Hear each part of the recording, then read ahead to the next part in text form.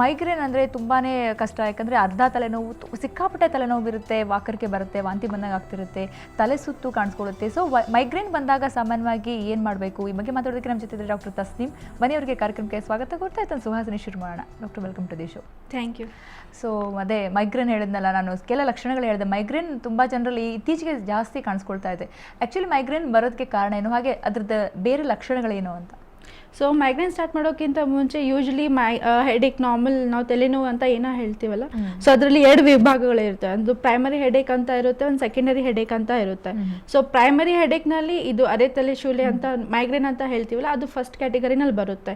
So secondary ಕ್ಯಾಟಗರೀಸ್ನಲ್ಲಿ ಅಂತಂದರೆ ಯಾವುದಾದ್ರೂ medical like ಏನಾದರೂ ಎಲಿಮೆಂಟ್ಸ್ ಇತ್ತು ಅಂತಂದರೆ ಅವಾಗ ಆಗುತ್ತೆ. ಸೊ ಮೇ ಬಿ ಸ್ಟ್ರೋಕಿಂದನೂ ತಲೆನೋವು ಬರುತ್ತೆ, BP ತುಂಬ ಜಾಸ್ತಿ ಆಯ್ತು ಅಂದ್ರೂ ತಲೆನೋವು ಬರುತ್ತೆ.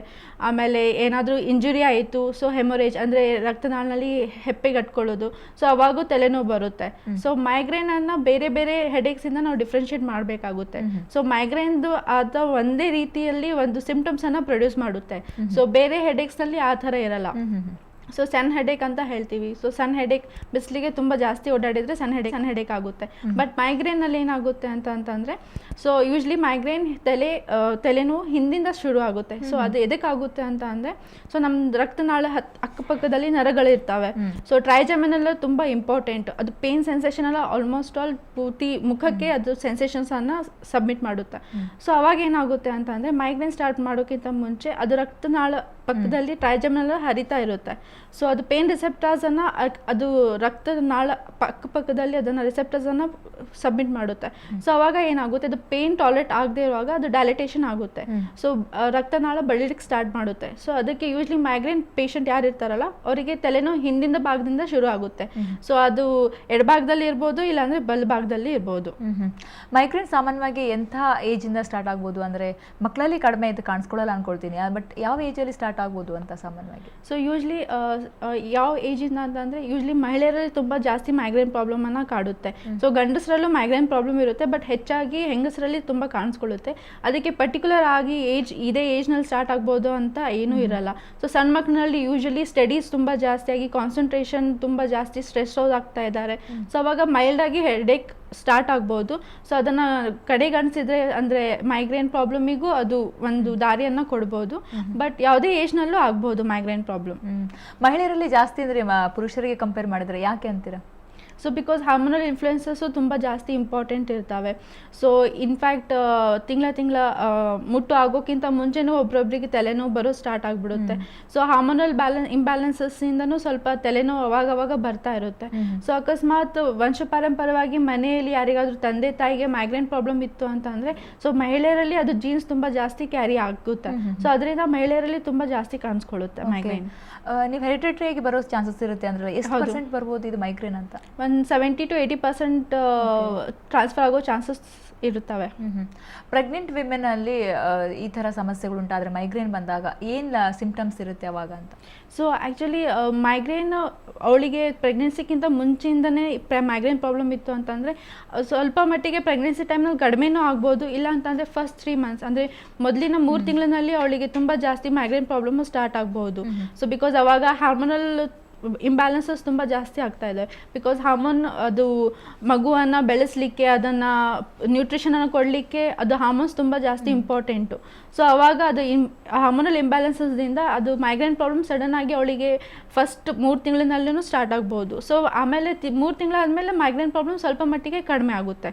It's because of hormonal imbalances. ಅಲ್ಲ ಅಂದರೆ ಅವಾಗ ಸಿಂಪ್ಟಮ್ಸ್ ಹೆಂಗಿರುತ್ತೆ? ಜ್ವರ ಏನಾದರೂ ಬರುತ್ತಾ, ಏನಿರುತ್ತೆ ಅಂತ ಪ್ರೆಗ್ನೆಂಟಲ್ಲಿ? ಪ್ರೆಗ್ನೆನ್ಸಿನಲ್ಲಿ ಸೇಮ್ ಮೈಗ್ರೇನ್ ಹೇಗೆ ಕಂಟಿನ್ಯೂ ಆಗಿತ್ತು ಮುಂಚೆ ಹಾಗೆ ಸೇಮ್ ಕಂಟಿನ್ಯೂ ಆಗುತ್ತೆ. ಬಟ್ ಅದು ಇಂಟೆನ್ಸಿಟಿ ತುಂಬ ಜಾಸ್ತಿ ಇರುತ್ತೆ. ಸೊ ಬಿಕಾಸ್ ಹಾರ್ಮೋನಲ್ ಇಂಬ್ಯಾಲೆನ್ಸಸ್ ತುಂಬ ಜಾಸ್ತಿ ಆಗ್ತಾ ಇರುತ್ತೆ. ಸೊ ಬಾಡಿ ಅದನ್ನು ಒಂದು ಪೀರಿಯಡನ್ನು ಸೆಟ್ ಮಾಡಲಿಕ್ಕೆ ಪ್ರಯತ್ನ ಮಾಡ್ತಾ ಇರುತ್ತೆ. ಬಿಕಾಸ್ ಒಳಗಡೆ ಮಗು ಬೆಳೀತಾ ಇರುತ್ತೆ. ಸೊ ಅವಳ ದೇಹ ಅದನ್ನು ಅಡ್ಜಸ್ಟ್ ಮಾಡ್ಕೊಳ್ಳಿಕ್ಕೆ ಪ್ರಯತ್ನ ಮಾಡ್ತಾ ಇರುತ್ತೆ. ಸೊ ಅವಳು ತುಂಬ ವೀಕ್ ಆಗಿ ಇರ್ತಾಳೆ ಅವಾಗ. ಸೊ ಮೈಗ್ರೇನ್ ಪ್ರಾಬ್ಲಮ್ ತುಂಬ ಜಾಸ್ತಿನೂ ಆಗ್ಬೋದು ಆ ಟೈಮ್ನಲ್ಲಿ, ಫಸ್ಟ್ 3 ತಿಂಗಳ. ಬಟ್ ಆಮೇಲೆ ಬರ್ತಾ ಬರ್ತಾ ಕಡಿಮೆ ಆಗುತ್ತೆ. ಓಕೆ. ಮತ್ತು ಸ್ಟ್ರೆಸ್ ಆ್ಯಂಡ್ ಆಂಗ್ಸೈಟಿ ಅಂತ ಹೇಳ್ತೀವಲ್ಲ, ಅದಕ್ಕೂ ಮತ್ತು ಮೈಗ್ರೇನ್ಗೆ ಎಷ್ಟು ರಿಲೇಟೆಡ್ ಇದೆ? ಅಂದರೆ ಮೆಂಟಲ್ ಹೆಲ್ತ್ ಮತ್ತು ಮೈಗ್ರೇನ್ಗೆ ಎಷ್ಟು ಸಂಬಂಧ ಇದೆ ಅಂತ? ಸೊ ಮೈಗ್ರೇನಲ್ಲಿ ತಂದೆ ಆದ ಒಂದು ಸಿಂಪ್ಟಮ್ಸ್ ಇರ್ತವೆ. ಆರಾ ಅಂತ ತುಂಬ ಇಂಪಾರ್ಟೆಂಟ್, ಅದು ಮೈಗ್ರೇನ್ ಸ್ಟಾರ್ಟ್ ಆಗೋಕ್ಕಿಂತ ಮುಂಚೆ ಇರುತ್ತೆ. ಸೊ ಅದನ್ನು 4 ಟೈಪ್ಸ್ನಲ್ಲಿ ಡಿವೈಡ್ ಮಾಡ್ತೀವಿ. ಸೊ ಪ್ರೊಡಮ್ ಅಂತ ಒಂದು ಫೇಸ್ ಇರುತ್ತೆ, ಅದು 2 ತಾಸು ಇಲ್ಲ ಅಂದರೆ 2 ದಿವಸ ಮುಂಚೆಯಿಂದನೇ ಸ್ಟಾರ್ಟ್ ಆಗ್ಬೋದು. ಅದರಲ್ಲಿ ವಾಂತಿ ಬಂದಂಗೆ ಆಗೋದು, ಇಲ್ಲ ಅಂತಂದರೆ ಸರಿಯಾಗಿ ಕಾಣಿಸಲ್ಲ, ಎಲ್ಲ ಬ್ಲರ್ಡ್ ಆಗಿ ಕಾಣಿಸುತ್ತೆ, ವಿಷನ್ ಕಣ್ಮುಂದೆ ಎಲ್ಲ ಮಂಚು ಥರ ಕಾಣಿಸುತ್ತೆ. ಸೊ ಮತ್ತು ಸೆಕೆಂಡ್ ಫೇಸ್ನಲ್ಲಿ ಇದಿರುತ್ತೆ, ಆರಾ ಅಂತ ಹೇಳ್ತೀವಿ ನಾವು. ಅದಕ್ಕಿಂತ ಮುಂಚೆ ತುಂಬ ಸೆನ್ಸಿಟಿವ್ ಆಗಿರುತ್ತೆ, ಲೈಕ್ ಲೈಟಿಗೆ ತುಂಬ ಸೆನ್ಸಿಟಿವ್ ಆಗಿರುತ್ತೆ.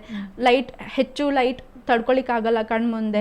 ಆಮೇಲೆ ಎಲ್ಲಾದ್ರೂ ಫಂಕ್ಷನಿಗೆ ಹೋದರೆ ಮೈಗ್ರೇನ್ ಪ್ರಾಬ್ಲಮ್ ಸ್ಟಾರ್ಟ್ ಆಗೋಕ್ಕಿಂತ ಮುಂಚೆ ತುಂಬ ಜಾಸ್ತಿ ಅಕ್ಕಪಕ್ಕದಲ್ಲಿ ಶಬ್ದಗಳು ತುಂಬ ಜಾಸ್ತಿ ಇತ್ತು, ಲೌಡ್ ನೈಸ್ ಇತ್ತು ಅಂತ ಅದನ್ನು ತಡ್ಕೊಳಿಕ್ಕಾಗಲ್ಲ. ಸೊ ಪೇನ್ ಫೇಸ್ನಲ್ಲಿ ಪೇನ್ ಏನಿರುತ್ತೆ, ತುಂಬ ರಕ್ತನಾಳ ಬಡ್ಕೋತಾ ಇರುತ್ತೆ. ಸೊ ಅದರಿಂದ ಬರ್ತಾ ಬರ್ತಾ ಬರ್ತಾ ಪೇನ್ ಜಾಸ್ತಿ ಆಗ್ತಾ ಹೋಗುತ್ತೆ. ಸೊ ಇದೆಲ್ಲ ಸಿಂಪ್ಟಮ್ಸ್ ಗ್ರ್ಯಾಜುವಲ್ ಆಗಿ ಸ್ಟಾರ್ಟ್ ಆಗುತ್ತೆ. ನಾರ್ಮಲ್ ಹೆಡೇಕ್ನಲ್ಲಿ ಸಡನ್ ಆಗುತ್ತೆ. ಸೊ ಏನೇ ಟೆನ್ಷನ್ಸ್ ತೊಗೊಂಡ್ರು ಹೆಡೇಕ್ ಸ್ಟಾರ್ಟ್ ಆಗಿಬಿಡುತ್ತೆ. ಅದನ್ನು ಯೂಶ್ವಲಿ ಟೆನ್ಷನ್ ಹೆಡೇಕ್ ಅಂತ ಹೇಳ್ತೀವಿ.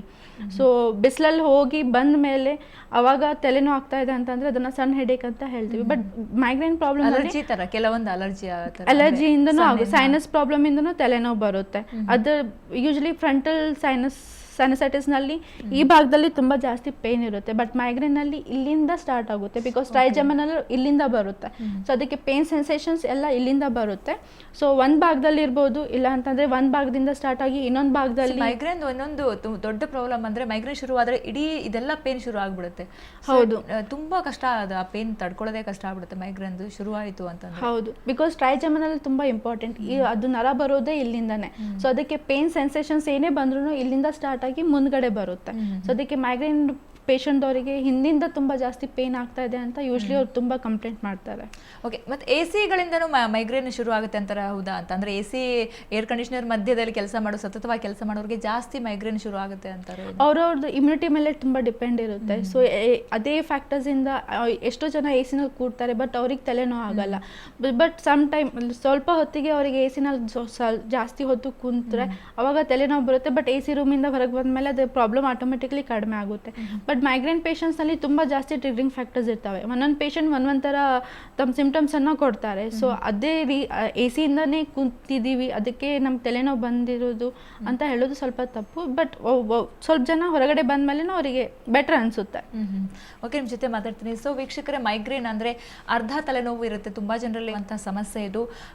ಕೆಲವೊಬ್ಬರಿಗೆ ಚಾಕ್ಲೇಟ್ ತಿಂದರೂ ಆಗಲ್ಲ, ಕೆಲವೊಬ್ಬರಿಗೆ ನಾನ್ ವೆಜ್ ತಿಂದರೂ ಕೂಡ ಆಗಲ್ಲ. ಫುಡ್ಡಿಂದನೂ ಕೂಡ ಈ ಮೈಗ್ರೇನ್ ಬರುತ್ತಾ? ಹಾಗೆಯೇ ಇದಕ್ಕೆ ಟ್ರೀಟ್ಮೆಂಟ್ ಅಂತ ತಿಳ್ಕೊಳ್ಳೋಣ. ಮತ್ತು ನಿಮ್ಮ ಪ್ರಶ್ನೆಗಳು ಕೂಡ ಉತ್ತರ ಕೊಡ್ತೀವಿ ಚಿಕ್ಕದೊಂದು ಬ್ರೇಕ್ನ ನಂತರ.